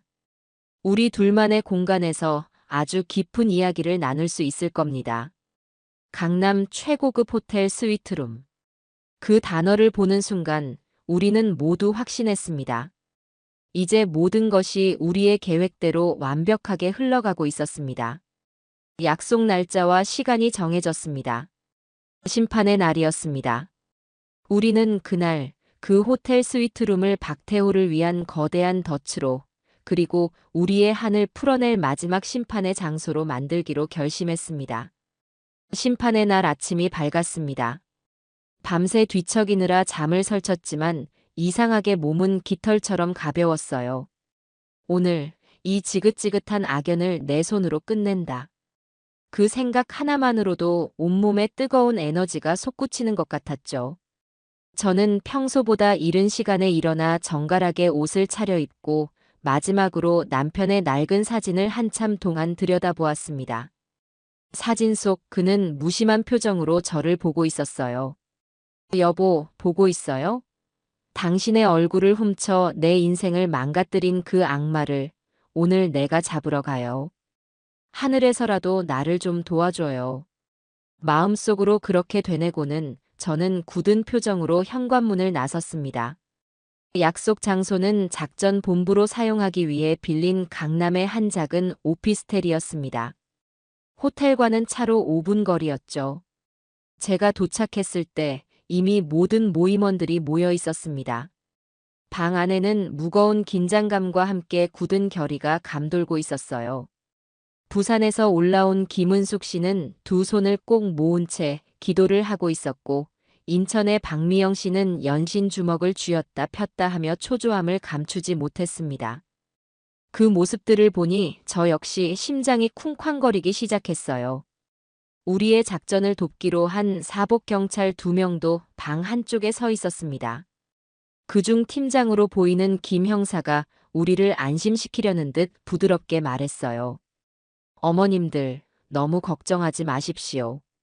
저희가 호텔 안팎에 모두 배치되어 있을 겁니다. 유사시에는 1분 안에 현장으로 진입할 수 있습니다. 계획대로만 하시면 아무 문제 없을 겁니다. 김 형사의 말에 우리는 작게 고개를 끄덕였습니다. 잠시 후 우리는 마지막 작전 회의를 시작했어요. IT 전문가인 이수진 씨가 오피스텔 한쪽 벽에 설치된 커다란 모니터들을 가리키며 설명했습니다. 제가 어젯밤 호텔 스위트룸에 미리 들어가서 총 5개의 초소형 카메라와 마이크를 설치해 놨습니다. 여기 이 화면이 거실 전체를 비추는 메인 카메라. 이건 소파 쪽, 저건 침실 입구. 그리고 이건 앨리스님이 착용하실 브로치에 내장된 카메라입니다. 모든 영상과 음성은 이곳으로 실시간 전송될 겁니다. 박태호가 방 안에서 하는 모든 말과 행동이 녹화되는 거죠. 모니터에는 텅 빈 호텔 스위트룸의 모습이 선명하게 비치고 있었습니다. 화려하지만 차갑게 느껴지는 그 공간이 잠시 후 벌어질 치열한 전쟁터라고 생각하니 아찔한 기분이 들었죠. 은행 지점장 출신인 최경자 씨는 위조된 투자 계약서와 잔고 증명서를 테이블 위에 올려놓으며 말했습니다. 서류는 완벽합니다. 박태호가 의심할 여지는 없을 거예요. 앨리스 역할을 맡은 지연 씨는 이 서류의 이 부분에 서명하는 척하면서 신호를 보내주시면 됩니다. 모두의 시선이 오늘의 주인공인 오지연 씨에게로 쏠렸습니다. 그녀는 창백한 얼굴로 입술을 깨물고 있었어요. 평소에는 누구보다 당차고 활달한 그녀였지만 대한민국에서 가장 악랄한 사기꾼을 상대로 직접 연기를 해야 한다는 부담감은 이루 말할 수 없이 클 것이었습니다. 제가 그녀의 손을 꼭 잡아주자 차갑게 식은 손이 가늘게 떨려왔어요. 지연 씨, 할 수 있죠? 네, 언니. 해야죠. 저 때문에 이 모든 계획이 실패하면 안 되잖아요. 그런데 자꾸만 심장이 떨려서. 괜찮아요. 혼자가 아니잖아요. 우리가 바로 옆방에서 전부 지켜보고 있을 거예요. 그리고 이건 연기가 아니에요. 우리는 진짜 앨리스의 분노를 그놈에게 보여주는 겁니다. 지연 씨는 우리 모두의 얼굴이라고 생각해요. 제 말에 다른 모임원들도 모두 지연 씨의 어깨를 두드리며 격려했습니다. 우리가 있잖아. 그놈 얼굴에 침이라도 뱉어주고 와. 서로의 응원 속에서 지연 씨의 얼굴에 조금씩 혈색이 돌아오기 시작했어요. 작전 시작 시간까지는 2시간이 남아 있었습니다. 그 시간 동안 우리는 오지연 씨를 완벽한 청담동 앨리스로 변신시키는 작업에 돌입했습니다. 우리가 가진 돈을 모두 털어 산 최고급 드레스를 입히고 전문 메이크업 아티스트까지 불러 화장을 시켰죠. 번쩍이는 보석들은 모두 짝퉁이었지만 그녀가 풍기는 기품과 아우라만큼은 진짜 상류층 사모님 못지않았습니다. 거울 앞에 선 자신의 모습을 보며 지연 씨는 나지막이 말했어요. 이 모습으로 그놈을 만났다면 나도 속았을까. 그녀의 씁쓸한 독백에 우리 모두는 아무 말도 할 수 없었습니다. 잠시 후 모든 준비를 마친 우리는 호텔로 이동했습니다. 저와 다른 모임원들, 그리고 경찰 1명은 작전 본부가 될 스위트룸 바로 옆방으로 들어갔고 오지연 씨는 당당한 걸음으로 약속 장소인 스위트룸의 문을 열고 들어갔어요. 문이 닫히는 순간 우리 모두는 약속이나 한 듯 숨을 죽였습니다. 옆방에 설치된 모니터 화면에 앨리스로 변신한 지연 씨의 모습이 나타났습니다. 그녀는 우아하게 소파에 앉아 다리를 꼬고 잡지를 뒤적이기 시작했어요. 브로치에 달린 카메라가 흔들리며 그녀의 시선이 향하는 곳을 비추었죠. 방 안에는 어떤 소리도 들리지 않았습니다. 오직 그녀의 가쁜 숨소리와 종이장을 넘기는 소리, 그리고 벽시계의 초침 소리만이 마이크를 타고 생생하게 전해져 왔습니다. 시간이 흐를수록 방 안의 공기는 점점 무겁게 가라앉았습니다. 약속 시간인 저녁 7시가 다가오자 모두의 손에 땀이 차기 시작했어요. 박미영 씨는 초조하게 방 안을 서성거렸고 김은숙 씨는 두 눈을 감고 계속해서 무언가를 중얼거렸습니다. 저는 모니터 화면에서 한시도 눈을 떼지 않았어요. 화면 속의 오지연 씨는 겉으로는 태연해 보였지만 무릎 위에 놓인 그녀의 주먹 쥔 손이 가늘게 떨리고 있는 것이 보였습니다. 정확히 7시 정각. 띵동. 날카로운 초인종 소리가 스피커를 통해 울려 퍼지는 순간 우리 모두는 자리에서 벌떡 일어날 뻔했습니다. 심장이 철렁 내려앉았죠.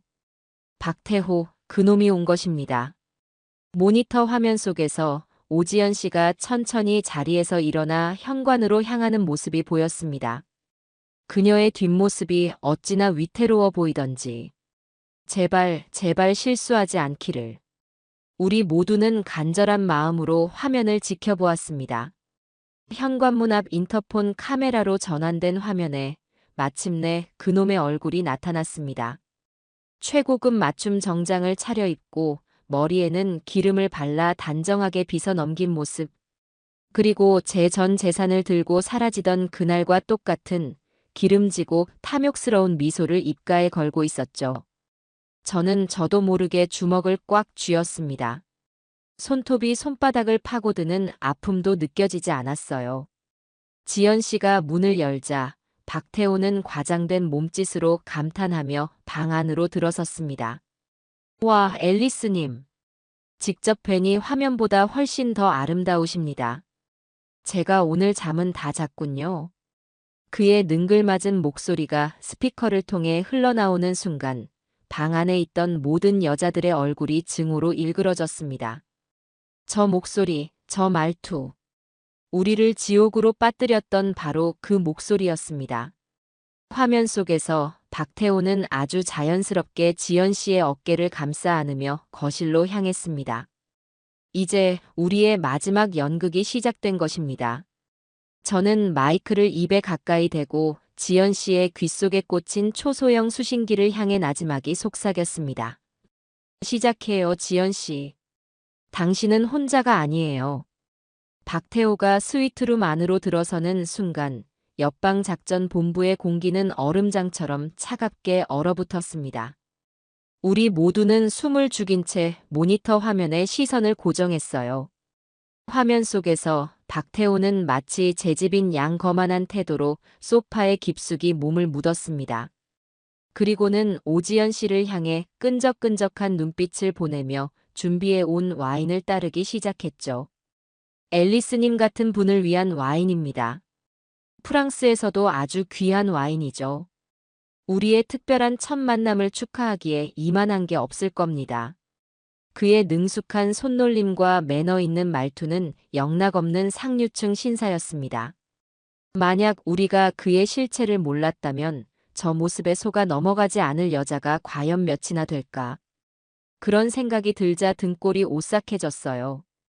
하지만 앨리스로 완벽하게 빙의한 오지연 씨는 조금도 흔들리지 않았습니다. 그녀는 박태호가 따라준 와인 잔을 우아하게 받아들고는 콧방귀를 뀌듯 말했죠. 어머, 제임스 씨. 저는 이런 대중적인 와인은 잘 안 마시는데. 그래도 성의를 봐서 한 모금만 마셔볼게요. 그녀의 도도한 태도에 박태호는 당황한 기색이 역력했지만 이내 더 흥미롭다는 듯한 표정을 지었습니다. 역시 박선혜 씨의 조언이 옳았어요. 그는 쉽게 넘어오는 여자에게는 매력을 느끼지 못하는 부류였던 겁니다. 하, 역시 앨리스님은 보통 분이 아니시군요. 좋습니다. 다음번에는 제가 세상에서 단 한 병뿐인 와인을 구해오도록 하죠. 두 사람 사이에는 팽팽한 기싸움과 함께 아슬아슬한 대화가 오고 갔습니다. 박태호는 자신이 얼마나 대단한 사업가인지, 미국과 유럽을 오가며 얼마나 큰 돈을 벌어들이고 있는지에 대해 쉴 새 없이 자랑을 늘어놓았습니다. 그가 뱉어내는 모든 말은 전부 거짓이었지만 너무나도 당당하고 확신에 차 있었기 때문에 듣는 사람을 현혹시키는 묘한 힘이 있었죠. 오지연 씨는 그의 허풍에 지루하다는 듯한 표정으로 맞장구를 쳐주면서도 교묘하게 대화의 주제를 사업과 투자 쪽으로 이끌어갔습니다. 그래서 제임스 씨가 하는 사업이 구체적으로 뭐죠? 저는 그냥 돈만 많은 남자는 별로더라고요. 미래를 내다보는 비전과 통찰력이 있는 남자가 좋아요. 그녀의 말에 박태호의 눈이 기다렸다는 듯이 번쩍였습니다. 드디어 미끼를 문 것이었죠. 그는 몸을 소파 앞으로 바짝 당겨 앉으며 목소리를 낮췄습니다. 사실 오늘 앨리스님께만 특별히 말씀드리고 싶은 게 있었습니다. 아무에게나 공개하지 않는 아주 극비의 투자 정보인데 옆방에서 화면을 지켜보던 우리는 모두 마른 침을 삼켰습니다. 은행 지점장 출신인 최경자 씨가 마이크에 대고 작게 속삭였어요. 이제 본론으로 들어가는군요. 지연 씨, 정신 똑바로 차려요. 박태호는 가방에서 서류 뭉치 하나를 꺼내 테이블 위에 펼쳐놓았습니다. 최경자 씨가 만든 가짜 계약서보다 훨씬 더 조잡하고 허술한, 누가 봐도 사기꾼의 서류였죠. 하지만 그는 그것을 대단한 비밀 문서인 양포장하며 열변을 토하기 시작했습니다. 이게 바로 제가 요즘 동남아시아에서 진행하고 있는 리조트 개발 사업 계획서입니다. 현지 정부 고위층과 직접 연계해서 진행하는 사업이라 수익률이 어마어마하죠. 지금 투자하시면 6개월 안에 원금의 3배는 보장할 수 있습니다. 원금의 3배. 그가 우리에게 했던 말과 토씨 하나 다르지 않았습니다. 수법이 전혀 변하지 않은 것이었죠. 저는 주먹을 꽉 쥐었습니다. 저 허황된 약속에 내 피 같은 돈이, 그리고 우리 모두의 인생이 날아갔다고 생각하니 피가 거꾸로 솟는 것 같았어요. 오지연 씨는 서류를 건성으로 훑어보는 척하더니 시큰둥하게 말했습니다. 나쁘진 않네요. 이런 비슷한 제안은 하루에도 수십 통씩 받아서요. 특별한 점은 잘 모르겠는데. 그녀의 시큰둥한 반응에 박태호는 더욱 초조해졌습니다. 그는 마지막 카드를 꺼내 들었어요. 앨리스님, 이건 그냥 투자가 아닙니다. 저와 함께 미래를 만들어 나갈 파트너가 되어달라는 제안입니다. 저의 모든 것을 걸고 앨리스님을 제 인생의 마지막 동반자로 만들고 싶습니다. 그의 느끼한 고백에 옆방에서는 헛웃음이 터져나왔습니다. 박미영 씨는 저놈 주둥이를 그냥이라며 욕설을 내뱉었죠. 이제 모든 조건은 충족되었습니다. 오지연 씨는 잠시 고민하는 척하더니 이내 결심했다는 듯 고개를 끄덕였습니다. 좋아요. 제임스 씨의 진심을 믿어보죠. 어디에 사인하면 되나요? 그녀는 테이블 위에 놓여있던 만년필을 집어들었습니다. 그리고 최경자 씨가 알려준 대로 계약서의 가장 아래쪽 서명란에 펜촉을 가져다 댔습니다. 바로 그것이 우리가 약속한 마지막 신호였습니다.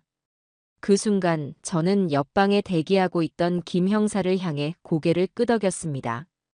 그리고 제 손에 들려있던 인터폰의 버튼을 힘껏 눌렀어요.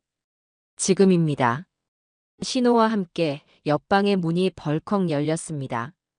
가장 먼저 제가 스위트룸 안으로 들어섰고 제 뒤를 이어 김은숙 씨, 최경자 씨, 박미영 씨, 우리 심판 모임의 회원들이 유령처럼 차례차례 모습을 드러냈습니다.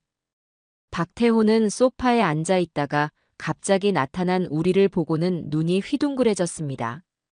그의 얼굴에서 자신만만하던 미소가 순식간에 사라지고 당황과 경악, 그리고 이해할 수 없다는 혼란의 표정이 스쳐 지나갔어요. 그는 자리에서 벌떡 일어나 뒷걸음질치며 더듬거렸습니다. 당신들이 왜 여기에 이게 무슨... 그는 우리를 번갈아 쳐다보다가 마침내 제 얼굴을 알아보고는 사색이 되었습니다. 그가 무언가 상황을 파악하고 도망치려 하기도 전에 호텔 복도에서 대기하고 있던 사복 경찰들이 눈 깜짝할 사이에 방 안으로 들이닥쳤습니다. 박태호, 사기 및 공갈 혐의로 당신을 체포합니다. 당신은 묵비권을 행사할 수 있고 변호사를 선임할. 경찰들은 일사불란하게 그의 양팔을 뒤로 꺾어 수갑을 채웠습니다. 박태호는 짐승처럼 발악하며 저항했어요. 이거 놓으라고. 당신들 뭐야? 내가 누군 줄 알고 이래. 이거 다 함정이야. 저것들이 나를 모함하는 거라고. 하지만 그의 비참한 저항은 건장한 경찰들 앞에서는 아무 소용이 없었습니다. 그는 바닥에 무력하게 짓눌려 옴짝달싹도 못하는 신세가 되었죠. 화려했던 스위트룸은 순식간에 아수라장으로 변했습니다. 와인병이 깨지고 서류들이 바닥에 나뒹굴었죠. 저는 차갑게 식은 눈으로 그 모든 광경을 지켜보았습니다. 그리고 수갑이 채워진 채 바닥에 엎드려 있는 그의 앞으로 천천히 다가갔어요. 그가 고개를 들어 저를 노려보았습니다. 그의 눈에는 더 이상 탐욕스러운 미소가 없었어요. 대신 지독한 증오와 살기가 번뜩이고 있었죠. 윤정이 이 여자가. 그가 저를 향해 악담을 퍼붓기 시작했습니다. 하지만 저는 더 이상 그의 말에 상처받지 않았습니다.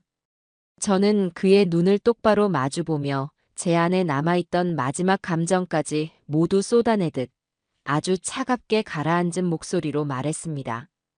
그 얼굴로 더는 내 남편인 척하지 마.